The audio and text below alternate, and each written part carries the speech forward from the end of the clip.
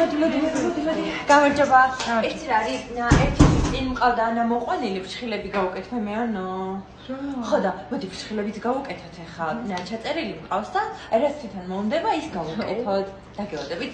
მადლობა. ძალიან მინდა რომ გავათხოვო ეს გოგო რა და საერთოდ ვერ თხოვდება და მეგონი პრობლემა არის მასში. აი ძალიან კაი გოგო ხარ არ გეწყინოს.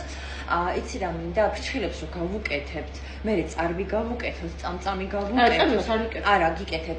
ეხლა გაიკეთებ. წარბი, წამწამი გავუკეთოთ, კიდე მინდა რომ ტუჩი გავუკეთოთ, თვალზე ლაინერი გავუკეთოთ. მაცადე.